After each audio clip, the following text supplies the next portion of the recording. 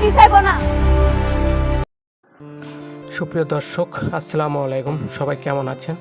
আশা করি সবাই ভালো আছেন। তো দর্শক বন্ধুরা, আপনারা দেখতে পেয়েছেন যে ইতিমধ্যে গরিব ঘরের রাজপুত্র নাটকের 15 নম্বর পর্বটি আপলোড করা হয়েছে।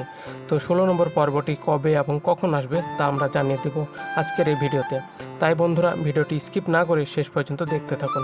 আর যদি আমাদের চ্যানেলটিকে সাবস্ক্রাইব করে না থাকেন তাহলে অবশ্যই এখনই সাবস্ক্রাইব করুন, কারণ আমাদের এই চ্যানেলে এরকম নাটকের আপডেটগুলোই দিয়ে থাকি।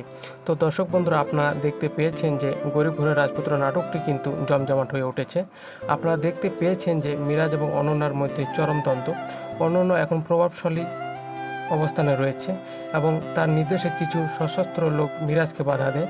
মিরাজ অনন্যাকে ডিভোর্স দেওয়ার সিদ্ধান্ত নেয়, তার বস্তিতে গিয়ে তাকে অপমান করে। এরই মাঝে জানা যায় অনন্যা অন্তঃসত্ত্বা, কিন্তু মিরাজ সিদ্ধান্ত নেয় যে অনন্যাকে ডিভোর্স দেবে। অন্যদিকে সাব্বির মিরাজকে ফোন করে জানায় যে অনন্যা মিরাজকে না দিয়ে সাব্বিরকে বড় একটি প্রজেক্ট দিয়েছে, যা মিরাজকে আরও ক্ষুব্ধ করে। অবশেষে অনন্যা তার অফিসের দায়িত্ব বুঝে নেয় এবং তাকে সবাই অভিনন্দন জানায়। আফতাব নামে একজন পুরাতন ক্লায়েন্ট অনন্যাকে বস্তির মেয়ে বলে অপমান করলে তাকে ঘাড় ধাক্কা থেকে অফিস থেকে বের করে দেয়।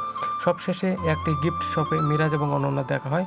অনন্যা একটি ঘোড়ার শোপিস পছন্দ করে, যা মিরাজ বেশি টাকা দিয়ে কিনতে চায়, কিন্তু অনন্যা আগে বুকিং দেওয়ায় দোকানদার তাকে দেয়।